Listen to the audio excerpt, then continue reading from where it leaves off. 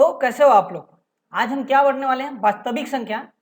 ये हिंदी मीडियम के लिए एनसीईआरटी बुक का ये पहला टॉपिक है, वास्तविक संख्या। ओके, तो आप इस वीडियो को ध्यान से देखिए, क्योंकि इस वीडियो में हम आपको प्रश्नावली 1.1 का टोटली थ्योरी प्लस प्रश्नावली 1.1 को हम बनाकर दिखाने वाले हैं, आपको समझा के दिखाने वाले हैं। तो चलिए मैं स्टार्ट करते हैं। अगर हमको वास्तविक संख्या पढ़ना है तो कुछ बेसिक चीज हमको याद होना चाहिए या पता होना चाहिए। जैसे हम प्राकृत संख्या किसे कहते हैं, पूर्ण संख्या किसे कहते हैं, या पूर्णांक किसे कहते हैं, परमेय संख्या किसे कहते हैं, अपरमेय संख्या किसे कहते हैं। अगर आपको पता है तो अच्छी बात है, आप वीडियो को भगा के देख लो। अगर आपको ये सब पता नहीं है तो आपको ये चीज देखना जरूरी है, क्योंकि इसमें यही सब चीज के बारे में हम पूरे टॉपिक में पढ़ेंगे वास्तविक संख्या में। ओके, तो चलिए हम सबसे पहले क्या करते हैं, प्राकृत संख्या किसे कहते हैं। प्राकृत संख्या हम किसे कहते हैं, गिनती की संख्या को हम किसे क्या कहते हैं, प्राकृत संख्या कहते हैं। गिनती की संख्या को क्या कहते हैं हम, प्राकृत संख्या कहते हैं। जैसे 1 2 3 4 5 6 7 8 9, मतलब ये क्या है, गिनती की संख्या कंटिन्यू में जो आता है उसको क्या कहते हैं हम, प्राकृत संख्या कहते हैं। अब हमको पूर्ण संख्या किसे कहते हैं। पूर्ण संख्या जो है गिनती की संख्या में क्या कहते हैं, जीरो ऐड कर देंगे तो क्या बन जाएगा, पूर्ण संख्या। वो क्या बन जाएगा, पूर्ण संख्या। प्राकृत संख्या किसे कहते हैं, 1 2 3 4 गिनती की संख्या को हम क्या कहते हैं, प्राकृत संख्या। और पूर्ण संख्या किसे कहते हैं, जिसमें जीरो ऐड कर देंगे और गिनती कर देंगे उसको क्या कहेंगे, पूर्ण संख्या कहेंगे। उसको क्या कहेंगे, पूर्ण संख्या। आपको ये एक बात ध्यान में रखना है, प्राकृत संख्या और पूर्ण संख्या में क्या अंतर होता है। जिसमें जीरो लग जाता है वो क्या होता है, पूर्ण संख्या। जिसमें जीरो नहीं रहता उसको क्या कहते हैं, प्राकृत संख्या कहते हैं। अब पूर्णांक किसे कहते हैं, पूर्णांक किसे कहते हैं, जिसका मान धनात्मक भी हो और ऋणात्मक भी हो उसको क्या कहते हैं, पूर्णांक कहते हैं। उसको क्या कहते हैं, पूर्णांक कहते हैं, जिसका मान धनात्मक भी हो और ऋणात्मक भी हो। जैसे अब हम चलिए स्टार्ट करते हैं। जैसे में 0 1 2 3 4 5 ये तो पॉजिटिव में हो गया और ये निगेटिव में रह गया, -1 -2 -3 -4 -5 -6, ये सब क्या है, पूर्णांक है। ये सब क्या है, पूर्णांक है। ये तीनों जो बेसिक था इसीलिए हम जल्दी जल्दी बता दिए। अब इसमें मेन टॉपिक क्या है, परमेय संख्या और अपरमेय संख्या।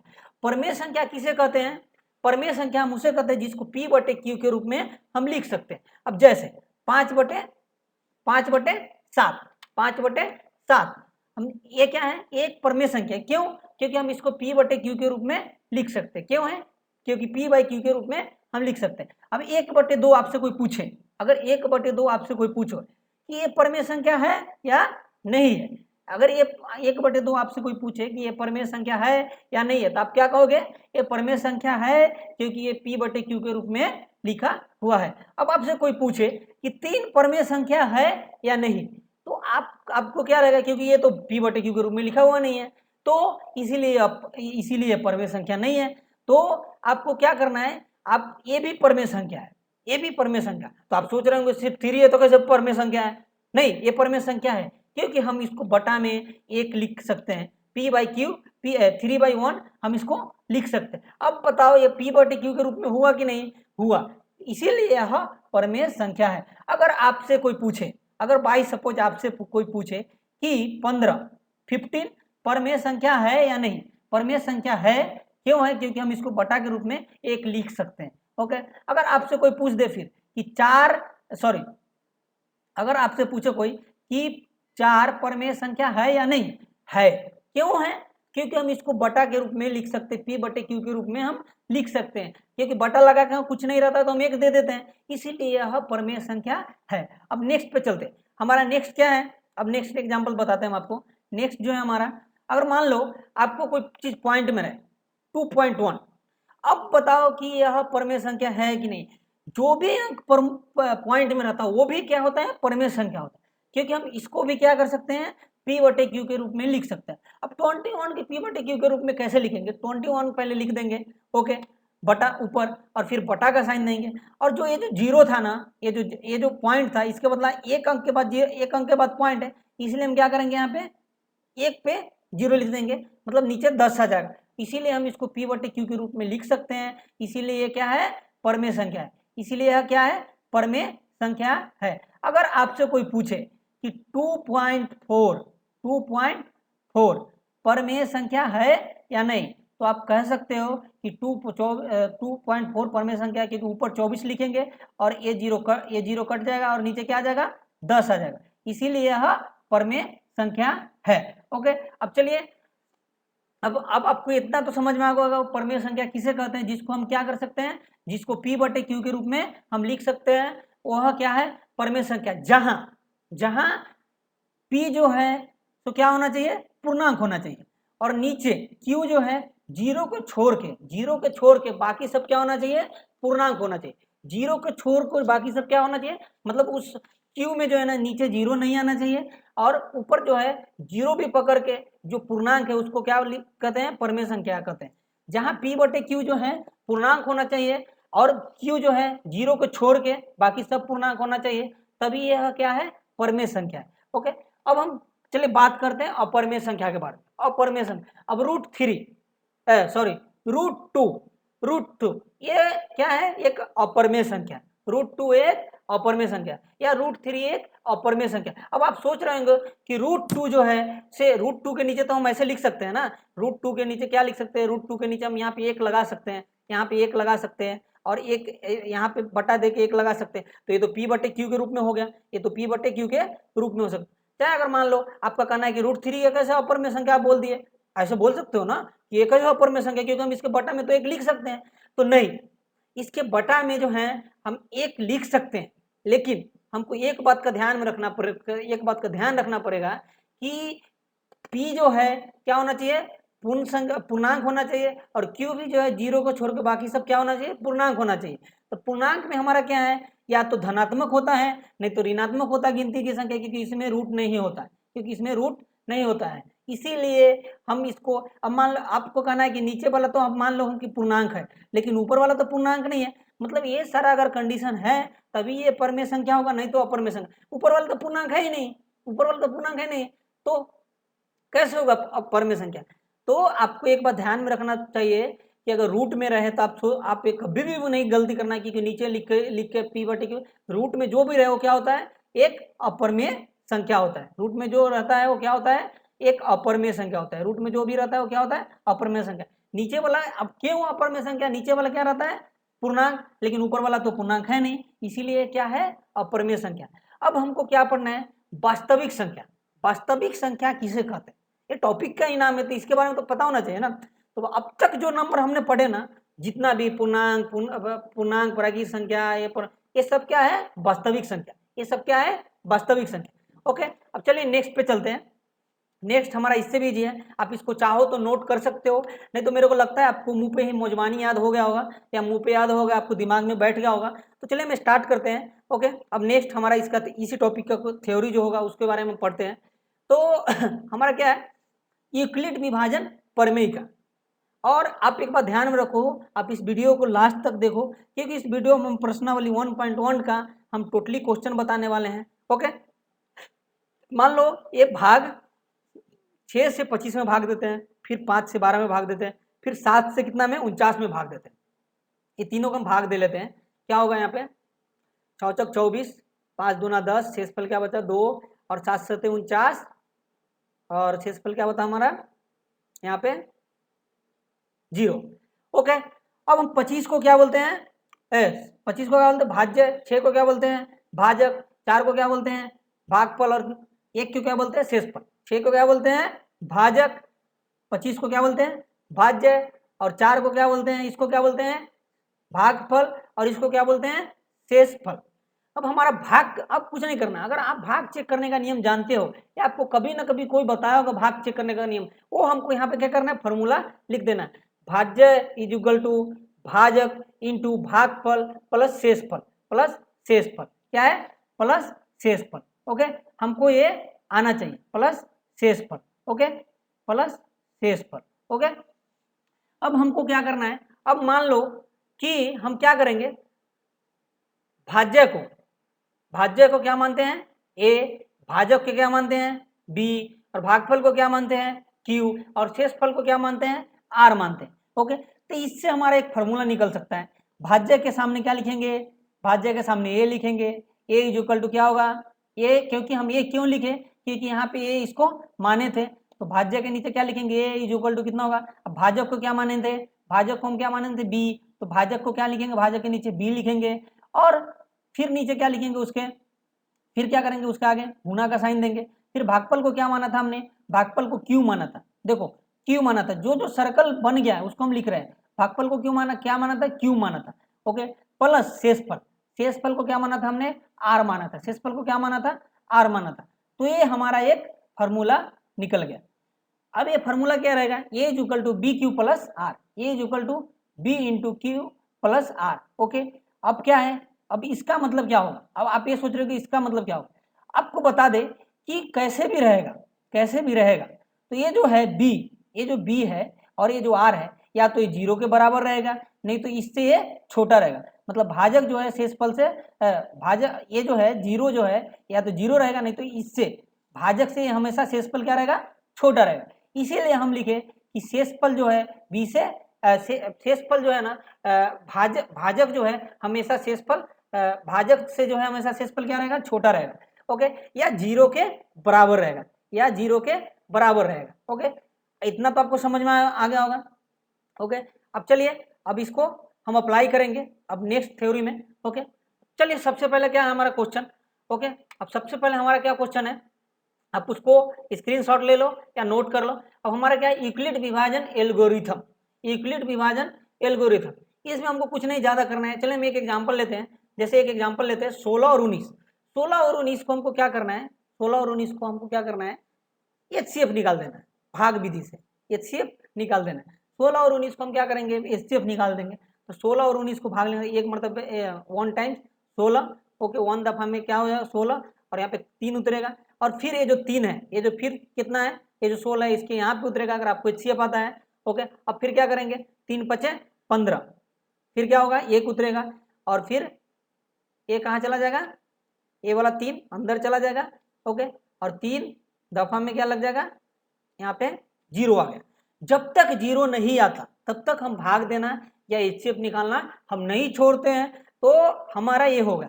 अब हम इसको ना इस फार्मूला पे तोड़ देंगे, कौन, जो हम पीछे फार्मूला बताए हम आपको। अब उसको क्या करेंगे, हम उस फार्मूला पे तोड़ देंगे। किस कौन से फार्मूला हम आपको बताते हैं, a is equal to B q into b Q plus r, इस पे हम इसको तोड़ देंगे। ओके, अब इसको तोड़ेंगे कैसे, हम इसको हम सिर्फ इसके रूप में यूक्लिड विभाजन एल्गोरिथम के रूप में कैसे लिखेंगे, हमको क्या करेंगे, सबसे पहले ये लेंगे 16, 1 और 3 को, मतलब भाजक शेषफल और भागफल को लेंगे। तो भाज्य हमारा ये कहाँ, हमारा ये क्या है, ये क्या है, ये 19 है, ये 19 है, मतलब भाज्य हमारा क्या है 19। 19 इज इक्वल टू क्या लिखेंगे, 19 इज इक्वल टू लिखेंगे हम 16 इंटू 1 प्लस क्या लिखेंगे 3, 16 इंटू 1 प्लस 3। आपको कुछ नहीं करना है इस फॉर्मूला पे, इसको अभी भूल जाओ, इसको अभी आप भूल जाओ, और सिर्फ आपको इस पे इसको तोड़ देना। तो सबसे पहले अगर जो भाज्य में रहेगा उसको क्या लिखेंगे 19, क्योंकि हम इसको भाज्य बोलते हैं, और भाज्यों को हम क्या माने थे, ये माने थे। फिर क्या लिखेंगे भाज्य सॉरी, और इसको क्या बोलते हैं भाजक, तो भाजक 16 plus 1 into plus 3, 16 into 1 plus 3। Okay, फिर अब क्या करेंगे, हम फिर नेक्स्ट टर्म लेंगे, सेम मेथड अपनाएंगे। क्या है हमारा भाज्य, इसमें 16 है तो 16 लिख देंगे, 16 इज इक्वल टू क्या होगा 3 इंटू 5 इंटू प्लस 1। ओके, अब जब तक 0 नहीं आएगा, जब तक तीनों टर्म 0 तक हम लिखते जाएंगे। ओके, जहां 0 खत्म हो जाएगा फिर क्या करेंगे, नेक्स्ट टर्म में हम फिर वही मेथड अपनाएंगे, 3 is equal to 3 is equal to 1 into 3 plus 0। हमारा एचसीएफ क्या हो गया इसमें, हमारा एचसीएफ क्या होगा 1, हमारा एचसीएफ क्या होगा इसमें, हमारा एचसीएफ 1 हो जाएगा। क्या होगा हमारा एचसीएफ 1। आपको समझ में आया या नहीं आया, लेकिन फिर भी एक बार बताते हैं हम आपको कुछ नहीं करना है। हमको जो है ना, ये जहां तक 0 तक लगा था, ये जो 0 तक लगा था, हम वहां तक इसको इस फॉर्म में लिखेंगे। इस फॉर्म में हम कैसे लिखेंगे, जिससे ये जो भाज्य है इसको सबसे शुरू में लिख देंगे 19 को। ओके, उसके बाद हमारा क्या है यहाँ पे बी को क्या बोलते हैं हम, भाजक बोलते हैं, बी को क्या बोलते हैं भाजक, तो हम क्या करेंगे भाजक लिख देंगे। उसके बाद यहाँ पे क्या है गुणा का साइन लिख देंगे। फिर 1 हमारा भागफल है तो 1 हम लिख देंगे। फिर प्लस का साइन है, यहाँ पे प्लस का साइन है, और फिर क्या है रिमाइंडर आर, रिमाइंडर हमारा क्या है 3। और सेम मेथड हमको फिर इसमें भी अपनाना है, सेम मेथड फिर क्या करना है हमको इसमें भी अपनाना है। तो आपको ये समझ में आ रहा होगा। तो चलिए प्रश्नावली 1.1 हम स्टार्ट करते हैं। प्रश्नावली 1.1 स्टार्ट करते हैं। प्रश्नावली 1.1 में यही पढ़ना है हमको। ओके, प्रश्नावली 1.1 हम स्टार्ट करते हैं। प्रश्नावली 1.1 में हमारा क्वेश्चन क्या है, निम्नलिखित संख्याओं का एचसीएफ ज्ञात करने के लिए यूक्लिड विभाजन एल्गोरिथम का प्रयोग कीजिए। तो यूक्लिड विभाजन एल्गोरिथम अभी हम आपको बताएं। अब क्वेश्चन क्या है हमारा, पहला क्वेश्चन 135 और 225, दूसरा क्वेश्चन है 196 38 22 0। ओके, तीसरा क्वेश्चन है हमारा क्या है 867 और 255। ओके, अब पहला क्वेश्चन लेते हैं हम। सबसे पहले क्या लेते हैं 135 और 225। 135 पहला क्वेश्चन लेते हैं। हम क्या करेंगे, आप सोच रहे होंगे 135 और 225, जो बड़ा वाला रहेगा उसको क्या करेंगे हम अंदर लिख देंगे, और जो छोटा वाला रहेगा उसको क्या करेंगे हम बाहर लिख देंगे। तो इसको बनाते हैं, सबसे पहले इसका हम एचसीएफ निकालेंगे। सबसे पहले हम इसका एचसीएफ निकालेंगे तो क्या होगा, 135 में कितना 1 टाइम्स में लगेगा 135। ओके, 135 का अगर टेबल पढ़ते या पहाड़ा पढ़ते तो एक दफा में 135 लगेगा। ओके, अब हम इसको घटाते हैं, इसको घटा कर क्या आएगा 90। 5 में से 5 गया तो 5 में से 5 गया 0, और 2 में से 3 घटेगा नहीं तो ये क्या हो जाएगा, ये इसमें से 80 लेगा तो 12 हो जाएगा, 12 में से 3 जाएगा 9, और यहाँ पे क्या होगा कट। ओके, अब फिर क्या करेंगे, इसके अंदर क्या करेंगे, ये वाला 135 हम इसके अंदर लिख देंगे। ओके, 90 दूना कितना होगा, 9 दूना 18, मतलब 180 हो जाएगा। तो 135 से बड़ा हो जाएगा, 135 से क्या हो जाएगा बड़ा हो जाएगा, इसलिए 1 टाइम्स में कितना होगा यहाँ पे 90, और फिर 90 में क्या लिखेंगे 5। ओके, और यहाँ पे क्या हो जाएगा 5, और 13 में से 9 जाएगा तो 4 है, ये कट गया। ओके, फिर क्या करेंगे, इसके अंदर हम ये जो 90 है, यहाँ जो 90 है इसको क्या लिखेंगे, इसके अंदर लिखेंगे। 92 के क्या लिखेंगे, इसके अंदर लिखेंगे। तो इसके अंदर लिखेंगे तो क्या होगा 45 दूना 90, 45 दूना कितना हुआ 90। ओके, अब जब तक हमको एक बात ध्यान में रखना है, एचसीएफ हम कब तक निकालते हैं, जब तक जीरो पूरा नहीं आता है। तो यहाँ पे क्या हो जाएगा जीरो, यहाँ पे क्या हो जाएगा जीरो। अब हमको ये एक फार्मूला जो हम आपको बताए थे वो आपको याद होना चाहिए। कौन सा फार्मूला है वो, a is equal to B q वाला, b q into sorry b Q plus r. ये हमारा इसी फार्मूला पे हमको इसको तोड़ देना है। सबसे पहले हमको 225 को लिखना है, सबसे पहले क्या करना है हमको 225 को लिखना है, उसके आगे इज इक्वल टू, फिर बी का मान डालना है, फिर क्या मानना है क्यू का मान डालना है, फिर क्या है 90 आ रहा है। फिर सेम इसमें भी मेथड अपनाएंगे, नीचे वाला में भी सबसे पहले हम 135 का मान डालेंगे, और फिर क्या करेंगे इज इक्वल टू 91, फिर 45।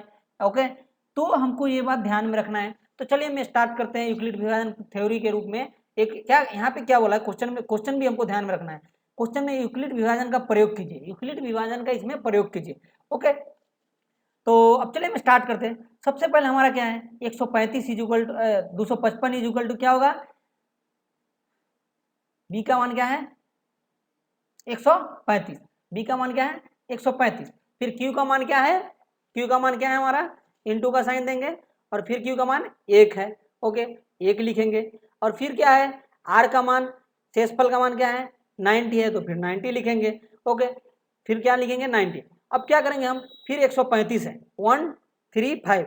अब 135 को हम क्या करेंगे यहाँ पे लिख देंगे। ओके, ए का मान 135 है, फिर बी का मान हमारा क्या है, मतलब भाज्य का मान हमारा क्या है 90, तो हम क्या करेंगे यहाँ पे 90 लिखेंगे, फिर इक्वल टू फिर गुना का साइन देंगे, और फिर हमारा शेषफल क्या है 1 है, तो हम 1 लिखेंगे, प्लस कितना है फिर शेषफल नहीं, हमारा भागफल क्या है 1 है, तो हम 1 लिखेंगे, और फिर क्या है हमारा शेषफल क्या है 45 है, तो हम क्या करेंगे यहाँ पे 45 लिखेंगे।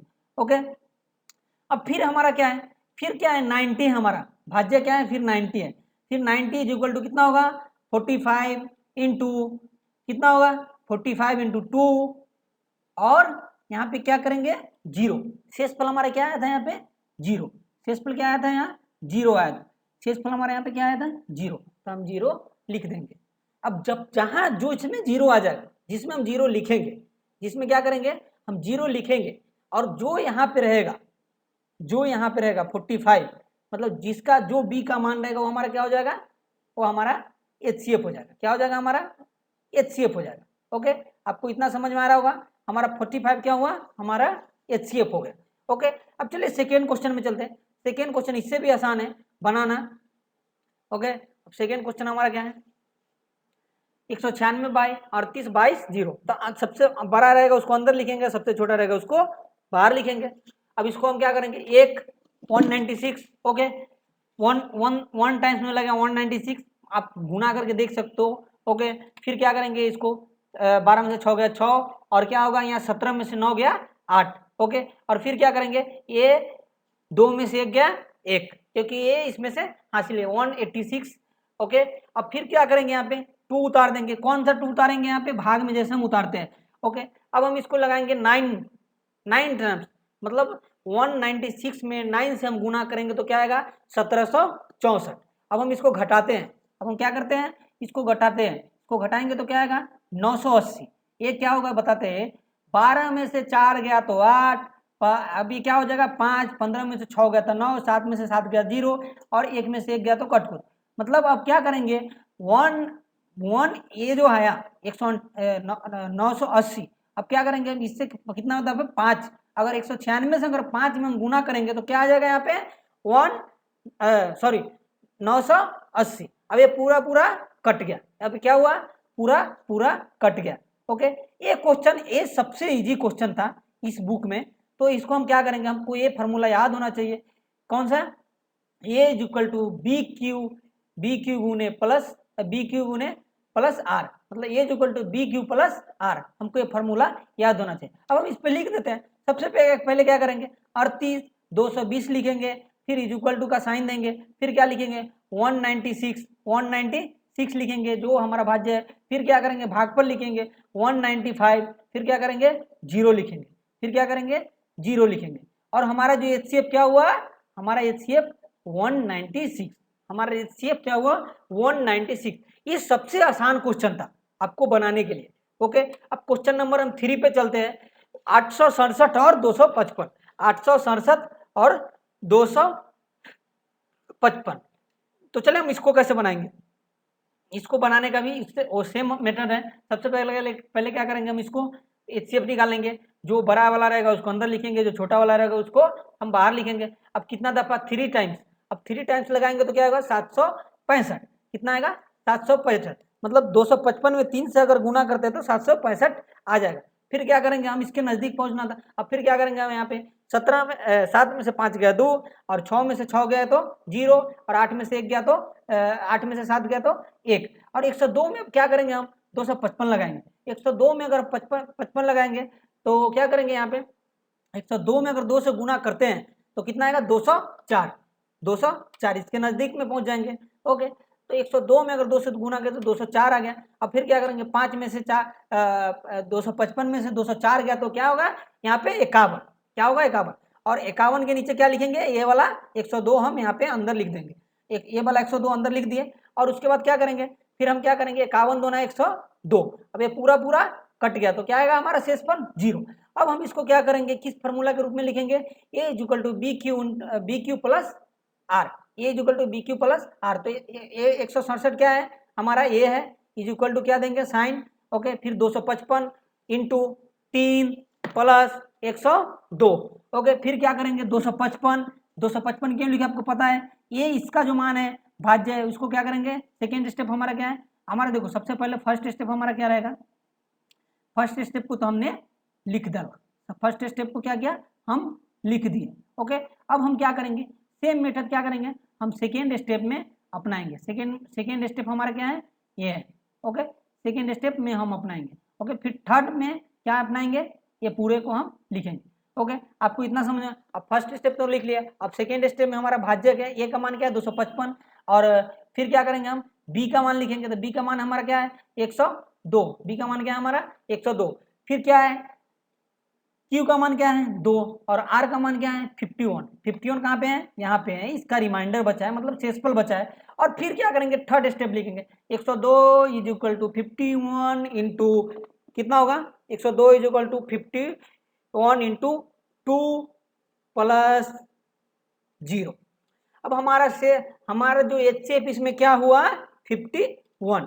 ओके, हमारा एचसीएफ क्या हुआ 51। अब आपको इतना तो समझ में आ गया होगा, ये पहला प्रश्नावली 1.1 का ये पहला का तीनों क्वेश्चन हम आपको बना के दिखा दिए। अब चलिए अब 2 नंबर क्वेश्चन पे चलते हैं, हमारा 2 नंबर क्वेश्चन पे हमारा फोकस रहेगा। ओके, अगर आपको वीडियो समझ में आ रहा होगा, अगर आपको ये टॉपिक समझ में आ रहा होगा, तो आप क्या करो, आपके नीचे देखो एक रेड कलर का बटन दिख रहा है, उसको जोर से आप दबा दो। ओके, और चैनल को सब्सक्राइब करो, और वीडियो को अगर हो सके तो आप अपने दोस्तों में फैलाओ, क्योंकि अगर आप 10th में पढ़ते हो तो आप बोर्ड कुछ दिन बाद आने वाला है, क्योंकि आपको ये रिवीजन हो जाएगा, इससे आपका रिवीजन भी हो जाएगा। या आपको नहीं आता होगा तो आप अच्छे से एक एक क्वेश्चन देख सकते हो। हमारा क्या है, 2 नंबर का क्वेश्चन, दर्शाइए कि कोई भी धनात्मक विषम पूर्णांक 6q+1, 6q+3 और 6q+5 के रूप का होता है, जहां q कोई एक पूर्णांक है, विषम पूर्णांक और सम संख्या। हमको सबसे पहले विषम संख्या और सम संख्या के जानना जरूरी है। ओके, सम संख्या और विषम संख्या। ओके, सबसे पहले हमको प्रश्न से क्या दिया हुआ, प्रश्न से हमको दिया हुआ है, माना प्रश्न से हमको क्या दिया हुआ है, कोई एक विषम पूर्णांक है 6q+3, 6q+1, 6q+3, 6q+5, ये हमको प्रश्नानुसार दिया हुआ है। अब माना ये एक विषम पूर्णांक है जो 6 से बड़ा है। माना कि विषम पूर्णांक क्या है, ये है। ओके, मतलब ये हमारा क्या है, विषम पूर्णांक, मतलब भाज्य हमारा क्या है, विषम पूर्णांक है, जहां b = 6 है, मतलब b का मान जो है हमारा, b भाजक का मान जो है, देखो यहाँ पे 6 होगा, यहाँ पे भी 6 है और यहाँ पे भी 6 है, तो b का मान 6 हुआ, तो r का मान हमारा क्या होगा, 6 से तो हमारा या 0 के बराबर होगा, नहीं तो 6 से पहले ही होगा, क्योंकि हम या तो 0 के बराबर लिख सकते हैं, नहीं तो हम 6 से कम होगा, तो इसीलिए r का मान क्या होगा हमारा 0। अब आपको नहीं समझ में आया होगा, अगर मान लो कोई चीज को हम भाग देते हैं, तो रिमाइंडर क्या, मतलब जो शेषफल आता है जिससे हम भाग देते हैं, उससे तो हमेशा छोटा आता है, नहीं तो 0 आता है, इसीलिए हम 0 से 1 2 3 4 5 लिए इसको, मतलब r का मान इसके बीच में कुछ भी आ सकता है। ओके, अब हमारा प्रश्न से क्या दिया हुआ है, प्रश्नानुसार क्या है, 6q+1, 6q+3 और 6q+5, मतलब इसके कहने का मतलब ये जो दिया हुआ है ना, ये एक विषम पूर्णांक के रूप में है, तो हमको सबसे पहले क्या करना पड़ेगा, यूक्लिड विभाजन प्रमेय का हमको प्रयोग करना पड़ेगा। तो यूक्लिड विभाजन प्रमेय का हमारा क्या है, bq+r, a = bq+r। सब में आपको ध्यान में रखना है कि जो शेषफल आता है वो भाजक से हमेशा छोटा होता है या 0 के बराबर होता है। ओके, तो हमको इसीलिए हम यहाँ पे आर लिए, क्योंकि जो हमारा शेषफल आता है वो तो क्या बोल रहा है, b का मान क्या है, b मतलब भाजक, b मतलब भाजक का मान क्या है, मतलब 6, तो इसका रिमाइंडर क्या आएगा 0 से लेकर 5 तक। तो हम क्या करेंगे, सबसे पहले हम इस फार्मूला पे सबको तोड़ेंगे, तो इस फार्मूला पर तोड़ने के लिए हमको सबसे केस वन में हम क्या करेंगे, सबसे पहले a = 6q+0, ये हमारा a = 6q+0। ओके, तो हम r का मान पहले हमको a = हमारे इस फार्मूला पे सबको तोड़ेंगे, तो ये तो कुछ हमको पता नहीं है, माना एक विषम पूर्णांक है, और 6q, मतलब 6q हम क्यों लिखे, क्योंकि b का मान यहाँ पे हमको ऑलरेडी 6 दिया हुआ है और q का मान तो है नहीं हमारे पास, तो हम एज इट इज q लिख देंगे, प्लस r का मान सबसे पहले क्या लिखेंगे 0, और फिर क्या करेंगे 6q आया, क्या आया 6q आया। ओके, तो ये 6q क्या है, हमारा सम संख्या। अब सम संख्या क्यों है, हम इसके लिए बात करेंगे। अब आप सोच रहे होंगे 6q हमारा सम संख्या क्यों है, तो सम संख्या हमारा इसीलिए है क्योंकि अगर मान लो q का मान हम लेते हैं 7 या 8, q का मान क्या लेते हैं 7 या 8, मतलब हम क्या q का मान 7 या 8 लेते हैं, तो अगर इसमें अगर सम संख्या में अगर हम विषम संख्या से भी गुणा करेंगे तो क्या आएगा, सम संख्या ही आएगा। अगर q का मान हम यहाँ पे 7 भी लेंगे तो ये क्या आएगा, सम संख्या आएगा। 6 7 कितना आया 42, 2 4 6 8 10 को क्या कहते हैं हम, सम संख्या, जो 2 से कट जाता है सम संख्या, और विषम संख्या किस रहता है 1 3 ऐसे जो अंक रहते हैं उसको क्या कहते हैं विषम संख्या। तो यहाँ पे क्या आया 42, मतलब ये सम संख्या है, मतलब सम संख्या में अगर विषम संख्या से गुणा करते हैं तो भी सम संख्या आएगा, अगर सम संख्या में सम संख्या से गुणा करते हैं तो भी सम संख्या ही आएगा। इतना तो आपको समझ में आ गया होगा, इसीलिए 6q एक सम संख्या। अब सेकेंड केस लेते हैं, अब क्या करते हैं हम सेकेंड केस लेते हैं, सम संख्या क्यों है पता चल गया। अब सेकेंड केस में हम क्या करेंगे, अब ये हम सम संख्या क्यों है ये बताते हैं हम। अब सेकेंड केस में q का मान क्या लेंगे, r का मान क्या लेंगे 1, और b हमारा जो है 6 है ही, तो अब इसको हम सॉल्व करते हैं। सबसे पहले ये तो समीकरण 1 मान लेंगे हम। ओके, और ये क्या है सम संख्या, 6q सम संख्या है, और एक जो है हमारा क्या है विषम संख्या है। एक क्या है हमारा विषम संख्या है। सम संख्या क्या किसे कहते हैं 2 3 सॉरी सम संख्या हम उसे कहते हैं 2 4 6 8, और विषम संख्या 1 3 5। ओके, तो ये एक हमारा क्या है, विषम संख्या है। तो एक हमारा विषम संख्या, तो सम संख्या प्लस विषम संख्या को जोड़ेंगे तो क्या आएगा हमारा विषम संख्या, क्या आएगा हमारा विषम संख्या। ओके, तो एक तो हमारा मिल गया, एक तो हमारा मिल गया, मतलब एक दो है, ये जो है हमारा, ये जो है 6q प्लस 1, 6q प्लस 1, ये हमारा क्या है, एक विषम पूर्णांक के रूप में है। ओके, अब सेकेंड में चलते हैं, सेकेंड।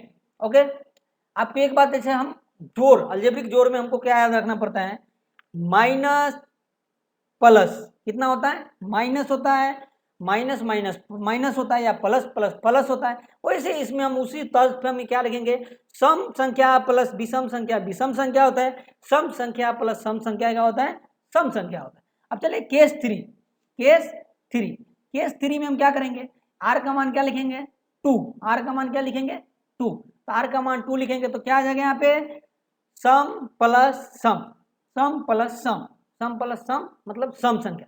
ओके, अब फिर क्या लिखेंगे हम यहाँ पे थर्ड में, फोर्थ में, फिर आर का मान क्या लेंगे हम यहाँ पे 2 ले लिए, अब आर का मान क्या लेंगे 3, आर का मान क्या लेंगे हम 3 लेंगे। तो आर का मान जब 3 लेंगे हम तो क्या आएगा आर का मान हमारा, ये समीकरण 4 बना 6q प्लस 3। अब ये क्या हुआ, सम संख्या प्लस, ये तो सम संख्या है 6q, सम संख्या है 6q, क्योंकि हम यहाँ पे ऑलरेडी प्रूव कर चुके हैं 6q क्या है हमारा सम संख्या है, और 3 जो है हमारा क्या है विषम संख्या है। तो सम संख्या प्लस विषम संख्या क्या होता है, विषम संख्या, सम संख्या प्लस विषम संख्या क्या होता है, विषम संख्या। फिर अब केस 5 में चलते हैं, केस 5 में हम क्या करेंगे, आर का मान क्या लेंगे हम 4 लेंगे, आर का मान क्या लेंगे हम 4 लेंगे। तो आर का मान जब 4 लेंगे तो ए इक्वल टू 6q प्लस 4 होगा, इसको क्या मानते हैं हम समीकरण 4 मानते हैं, समीकरण 4 इक्वेशन 4 मान लेते हैं। ओके, जब इक्वेशन 4 मानेंगे तो सम संख्या प्लस सम संख्या प्लस सम संख्या इक्वल टू कितना होता है, सम संख्या, सम संख्या प्लस इक्वल टू क्या होगा सम संख्या। अब केस 6 में चलते हैं, केस 6 में चलते हैं, तो ए इक्वल टू क्या होगा 6q प्लस कितना होगा 5। ओके, अब इसको क्या मानते हैं समीकरण 5 मानते हैं, इसको क्या मानेंगे समीकरण 5 मानेंगे। ये क्वेश्चन नंबर 2 है प्रश्नावली 1.1 का। ओके, अब समीकरण क्या मानेंगे इसको 2 मानेंगे, समीकरण क्या मानेंगे इसको 5 मानेंगे। तो समीकरण 5 मानेंगे तो इसमें क्या है सम प्लस विषम, सम प्लस विषम, सम प्लस विषम क्यों लिखे, क्योंकि 6 यहाँ पे क्या है सम संख्या है और 5 क्या है एक विषम संख्या है, सम प्लस विषम क्या होगा विषम संख्या, सम प्लस विषम क्या होगा विषम संख्या। अब हम ऐसे लिख सकते हैं समीकरण, समीकरण समीकरण कितना से, समीकरण बताते हैं, समीकरण 1, 2 और 5 से, 1, 2 और 5 से यह स्पष्ट है, 1, 2 और 5 से यह सॉरी 1, 3 और 5 से यह स्पष्ट है कि, समीकरण 1, 2 और 1, 3 और 5 से यह स्पष्ट है कि यह कि सभी धनात्मक विषम पूर्णांक 6q plus 6q plus 1, 6q plus 3 या 6q प्लस 5 के रूप का होता है। अब क्यों होता है तो हम आपको बताते हैं, क्यों होता है सो हम आपको बताते हैं। इसीलिए होता है क्योंकि ये जो है पहला, ये जो है हमारा पहला 6q प्लस 1 ये विषम की संख्या के रूप में आया, तो यहाँ पे है क्या क्वेश्चन पूछा है यहाँ पे 6q प्लस 1, और फिर क्या है हमारा थर्ड जो है समीकरण थर्ड इसके रूप में आ गया विषम संख्या के रूप में, और हमारा फिफ्थ जो है ये विषम संख्या के रूप में आ गया, इसीलिए होता है। ओके, अब ये तक आपको अगर समझ में नहीं आया तो फिर भी मैं आपको और सारा इस पे हम और वीडियो लेकर आने वाले हैं, इस पे जो एनसीईआरटी के अलावा भी हम और सारे क्वेश्चन खुद से बनाएंगे, और आप हमारे टेलीग्राम चैनल पे ज्वाइन कर जाओ, ये A-Z क्लासेस बोल के हैं। ओके, और हम नीचे अगर आपको कोई भी क्वेश्चन में दिक्कत होगा तो हम आपको डिस्क्रिप्शन व्हाट्सएप नंबर दे देंगे, आप उस पर उस क्वेश्चन को फोटो खींच के डाल दोगे तो हम उसका वीडियो बना के आपको लिंक सेंड कर देंगे। तो चलिए अब नेक्स्ट पे चलते हैं। नेक्स्ट हमारा क्या क्वेश्चन है, क्वेश्चन नंबर 3, क्वेश्चन नंबर 3। आपको ये वीडियो, आपको ये क्वेश्चन समझ में आ गया होगा मुझे लगता है। अब क्वेश्चन नंबर 3 पे चलते हैं। क्वेश्चन नंबर 3 हमारा क्या है,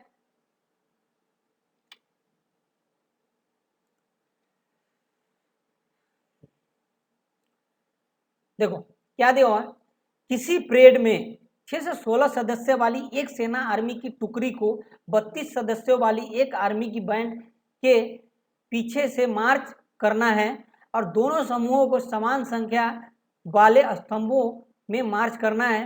उस स्तंभों की अधिकतम संख्या क्या होगी जिसमें वह मार्च कर सकते हैं।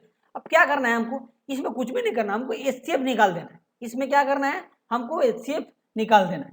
क्या करना है, अधिकतम मतलब एचसीएफ हमको निकाल देना है। तो एचसीएफ हम निकालेंगे इसका, तो क्या हो जाएगा हमारा 32 अंदर चला जाएगा और 616 हमारा जो भरा है वो अंदर चला जाएगा और 32 का हमको एचसीएफ निकालेंगे तो एक, ओके 32 और एचसीएफ हमारा क्या आएगा इधर 29 और इधर 26 और 26 और 96, ओके हमारा क्या आएगा एचसीएफ 200 हमारा एचसीएफ। फिर क्या करेंगे 8 चौक 32, ओके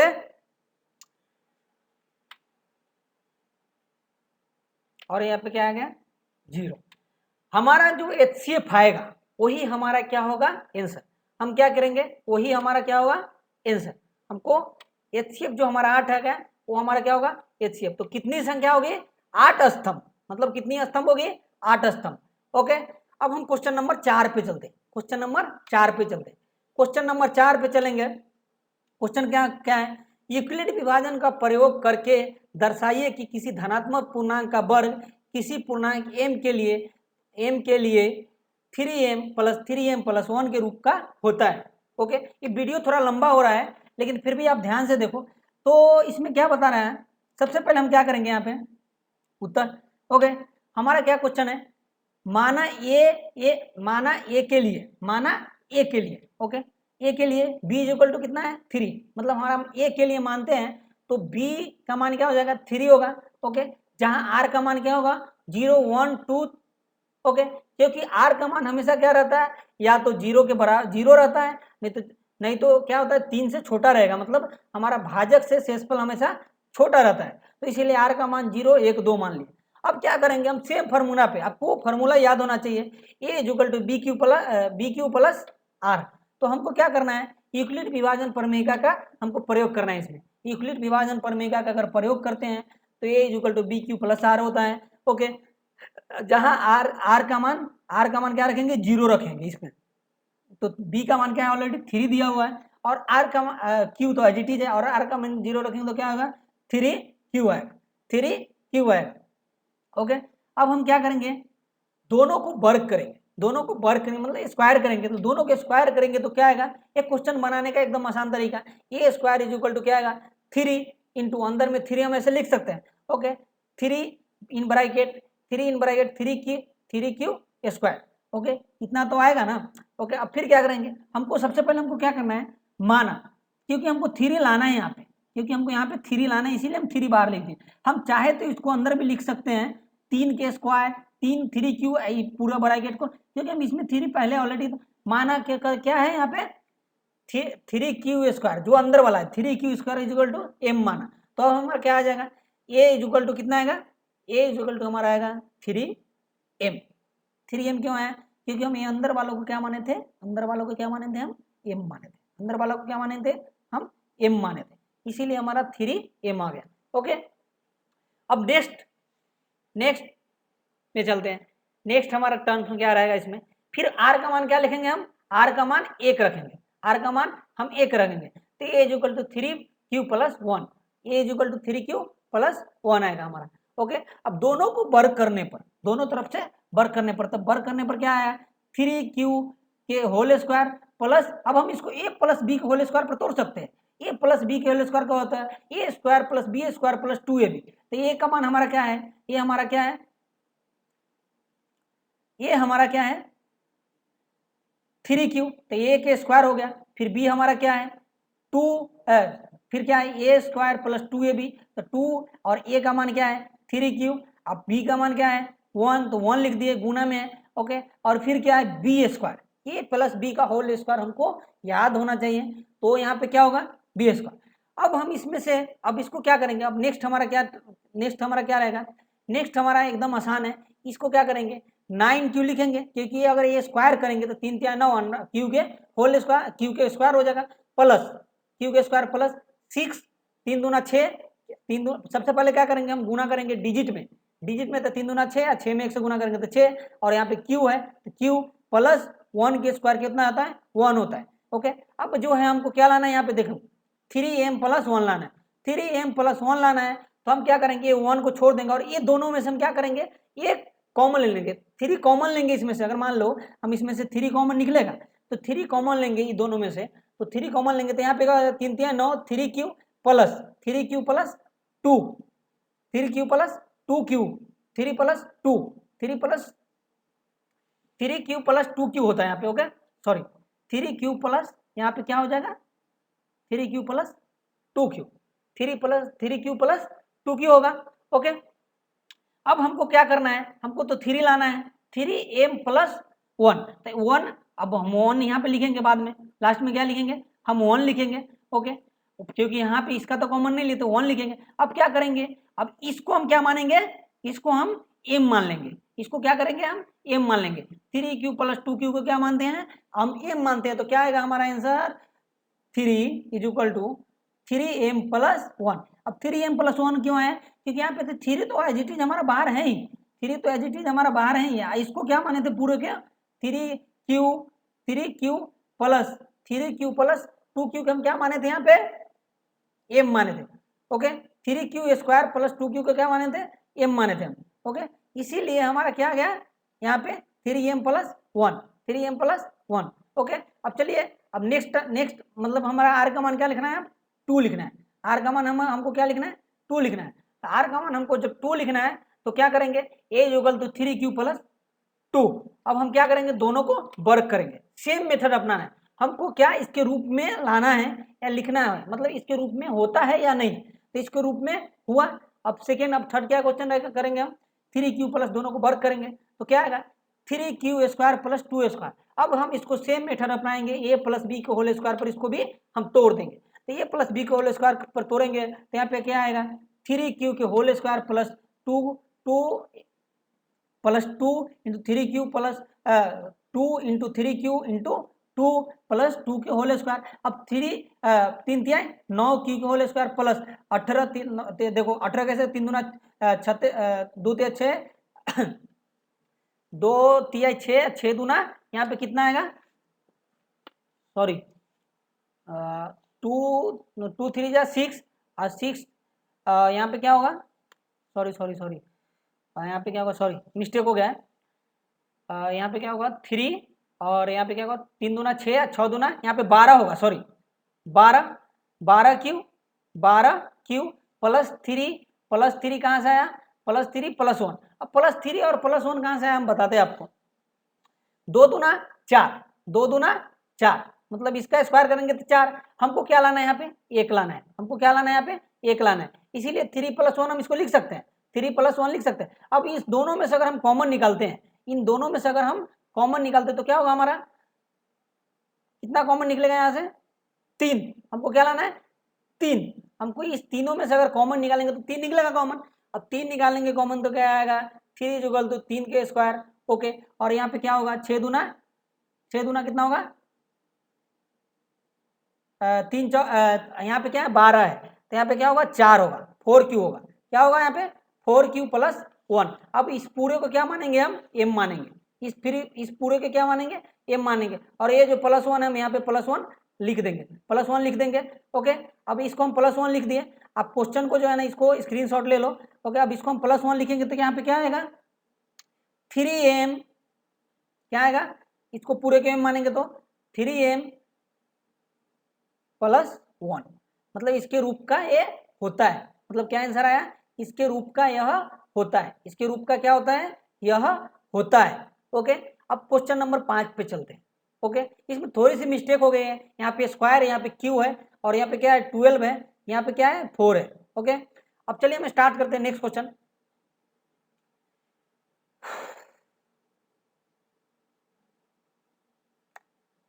क्वेश्चन नंबर हमारा क्या है 5, यूक्लिड विभाजन प्रमेय का प्रयोग करके दर्शाइए कि धनात्मक पूर्णांक का घन 9m + 9m + 1 और या 9m + 8 के रूप का होता है। सेम क्वेश्चन है हमारा, 9 दिया हुआ है, तो हम इसको उतना नहीं मानते, इसमें से अगर 3 कॉमन निकालेंगे तो 3m + 1 हो जाएगा। तो हम क्या करेंगे, सबसे पहले हम क्या करेंगे, माना ये एक धनात्मक पूर्णांक है, माना ये क्या है धनात्मक पूर्णांक है, जहां b इज इक्वल टू कितना है 3, मतलब इसमें से हम सब में से 3 3 कॉमन निकालेंगे, 3 से डिवाइड करेंगे 3 आ जाएगा। तो r का मान क्या होगा 0 1 2, r का मान क्या होगा 0 1 2, r का मान क्या होगा 0 1 2। अब क्या करेंगे हम, सिंपल सा लॉजिक, हमको कुछ नहीं करना है, हमको क्या करना है यूक्लिड विभाजन का प्रयोग करना है। a is equal to B Q plus are, तो r का मान क्या रखेंगे हम 0 रखेंगे सबसे पहले, तो r का मान 0 लिखेंगे, a is equal to 3m plus 0 होगा, a इज इक्वल टू कितना होगा 3m प्लस 0 होगा। अब फिर क्या करेंगे नेक्स्ट हमारा क्या रहेगा, तो यहाँ पे क्या आ गया a is equal to 3m, a is equal to 3m, क्योंकि m है तो हम m डायरेक्ट मान लिए, पहले बार में तो हम क्या करेंगे q को m मान, अब दोनों को घन करने पर, दोनों को घन करेंगे तो ये q इज इक्वल टू कितना होगा 27 mq, 27 mq होगा, ओके 27 mq आया। अब हम क्या करेंगे इसको 3m, मतलब इसमें से 27 में से हम क्या कॉमन निकाल सकते हैं, 27 में से 9 कॉमन निकाल सकते हैं, तो हम इसको ऐसे कॉमन नहीं निकालना, हम इसको ऐसे लिख सकते हैं ना 9 तिया 27, तो इसको क्या मानेंगे हम पूरे को, ओके। अब पूरे को क्या मानेंगे हम m मान लिए, तो पूरे के m मानेंगे तो क्या आएगा हमारा सॉरी यहाँ पे क्या आता सॉरी मिस्टेक हुआ है, सॉरी यहाँ पे क्या आया 9m आएगा, सॉरी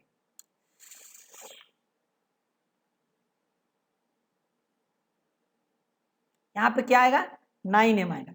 9m क्यों आएगा पता है आपको, क्योंकि यहाँ पे 9 है और इसको पूरा को क्या माने हैं m माने हैं, तो यहाँ पे क्या आएगा 9m आएगा, ओके।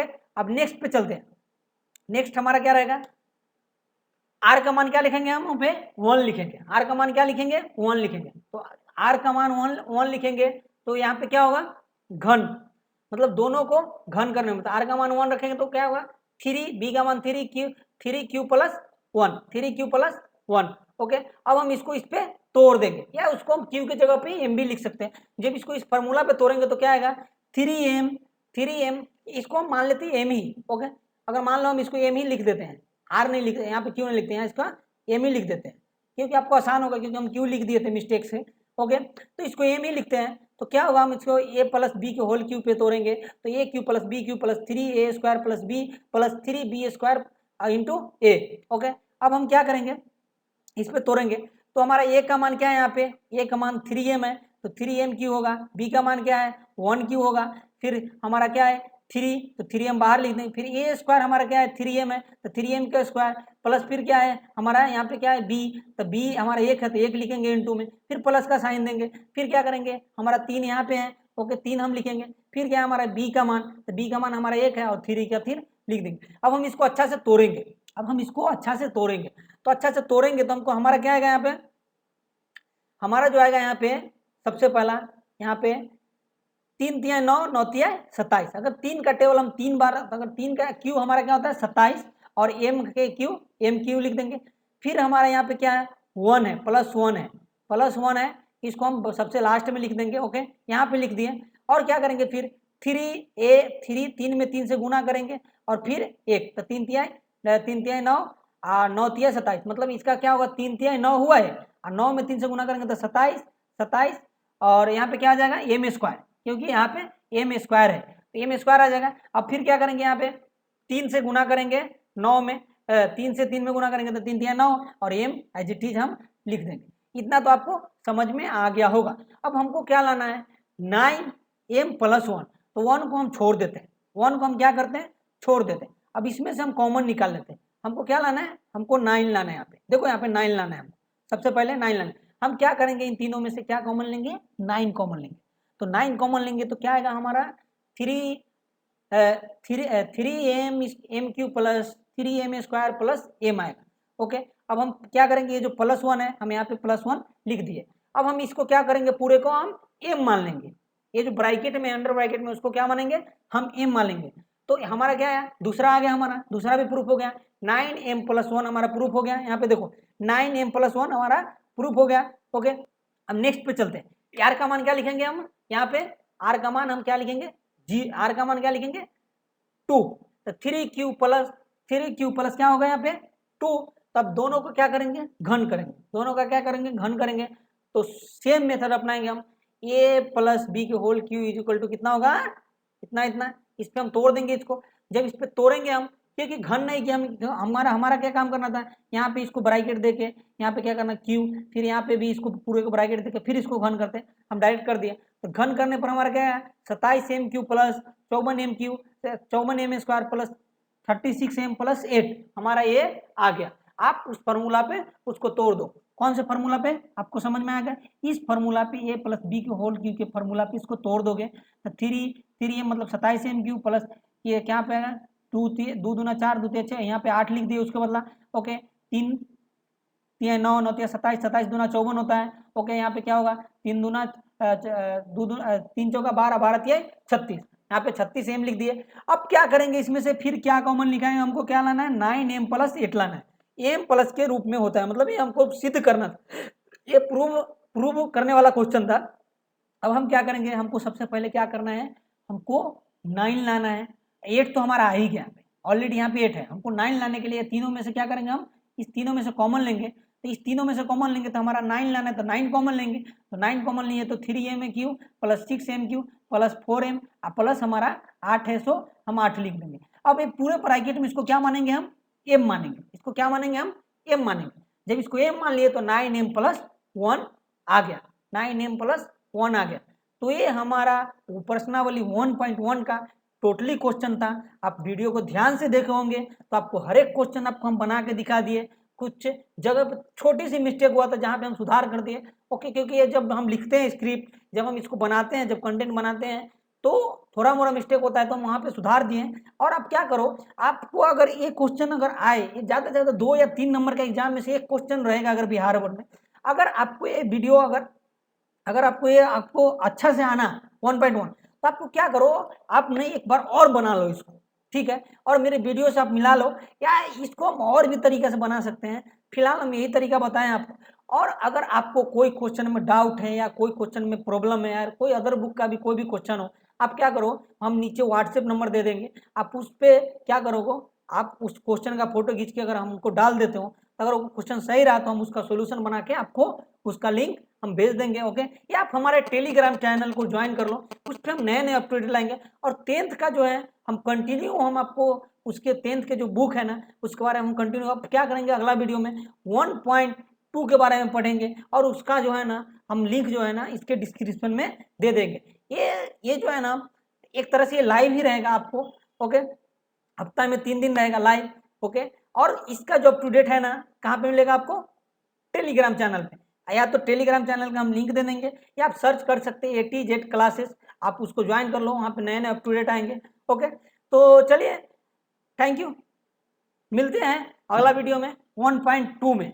ओके, हम ऐसे ही एक एक करके क्वेश्चन बताने वाले हैं, प्लस उसका भी हम थ्योरी आपको बताएंगे। Okay, thank you. थोड़ा वीडियो लंबा हो गया, हम आगे से कोशिश करेंगे थोड़ा छोटा बनाने के, लेकिन अगर आप पहला टॉपिक 10th का स्टार्ट कर रहे हो तो आपको इतना लंबा तो आएगा ही, क्योंकि 1 घंटा का तो क्लास रहता है। ओके, तो ये तो करीब 55 मिनट का वीडियो है, तो आप वीडियो को लास्ट तक देखे होंगे। अगर आपको 1.1 समझ में आया तो प्लीज़ आप क्या करो, मेरे चैनल को सब्सक्राइब करो, वीडियो को लाइक करो, शेयर करो, और दोस्तों को बताओ कि ये वीडियो देखो, आपके फायदा हो सकता है। अगर आप बिहार बोर्ड में पढ़ते हो, कि बिहार बोर्ड जो है लगभग NCERT बेस्ड क्वेश्चन रहता है, या अदर कोई भी बोर्ड NCERT पे सब आधारित रहता है। Okay, thank you.